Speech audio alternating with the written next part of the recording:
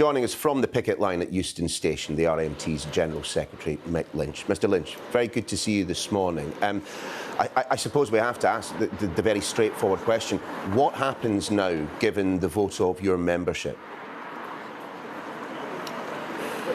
Well, our members have rejected what's been put to them, as has been said, and it's about some of the changes that the company is proposing, which they're going to start to impose from tomorrow. It's also about the pay deal and their jobs, and the same is true on the train operating companies. So there are two halves to this. We've been invited by the Secretary of State, Mark Harper, to join a set of discussions with Network Rail, the executives from the train operating companies and our trade union. We'll be looking to get that on as soon as possible and develop some proposals that our members can support, because what's got to happen at the end of this dispute to resolve it is our members will vote on whether they support a package or not. Now, they clearly don't support what has been proposed on Network Rail. We've never had anything really that we can put to them from the train operators, because they're approaching our red lines in terms of taking all the guards off every train in Britain. They want to close all the booking offices in the country.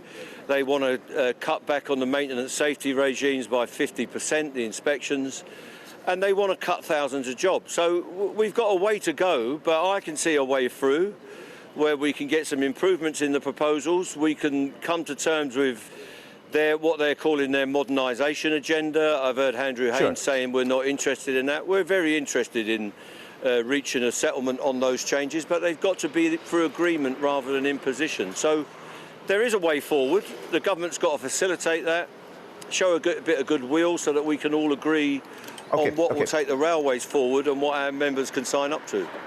Sure. It did feel, however, not that long ago, that there was a deal on the table that looked like you could agree to. And then, for some reason, and you might be able to explain a little bit more about this, the Rail Delivery Group had to stick in quotes, had to stick in parts about driver-only operation. Now, had that not happened, do you think that there would have been a deal done and strikes averted? Well, I was in very intensive negotiations with the train operating companies, and they had removed clauses about driver-only operation.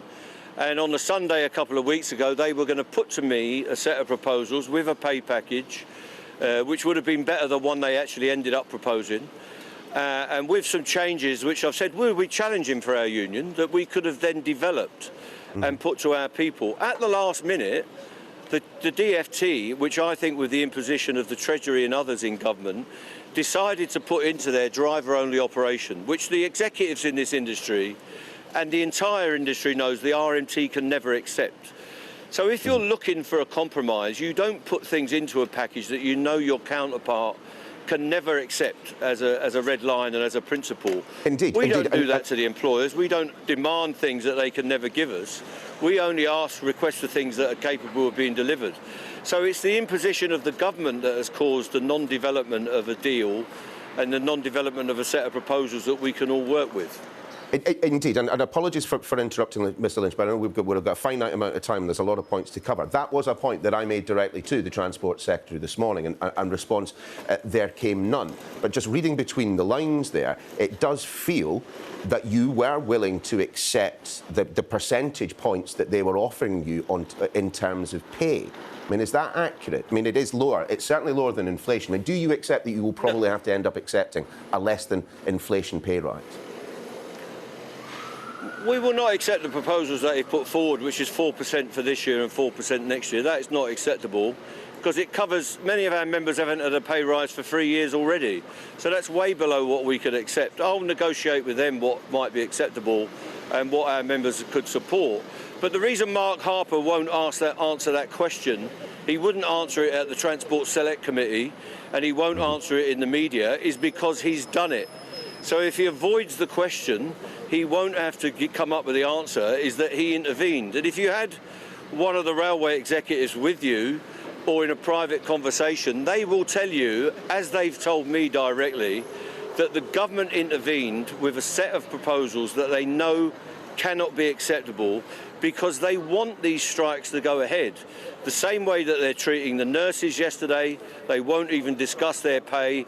They're making enemies of working people, they're making enemies of trade unions, and they're making enemies of the public, I think, because this is a campaign of disruption brought around through Rishi Sunak's attitude, Chancellor Hunt's attitude, which is to make working people poorer and to maintain the living standards of the rich. That's what it's about at the end of the day.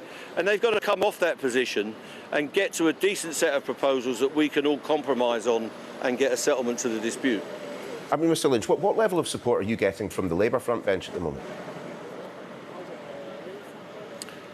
Well, we get the Labour front bench saying that they support our right to the strike. That doesn't butter any parsnips. The Labour front bench aren't on our picket lines.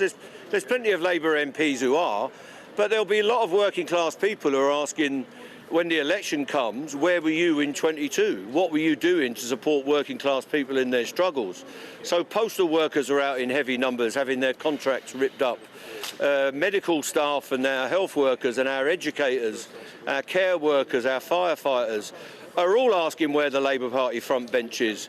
If they want our votes at an election, they might want to come and stand next to us when we're struggling with austerity, when we're struggling with low pay, and people who are in work are having to use food banks and live in cold housing and substandard conditions because of what this government is doing to us, while the shadow chancellor and the leader of the opposition sits on his hands and triangulates around the problems. And he can't avoid the problems, because if he wants to be a leader of the working class, he's got to show he identifies with the working class. Doesn't butter any parsnips. That's a phrase I haven't heard in a couple of years. Thanks for reminding me, and thanks for joining us. Mick Lynch, good to see you.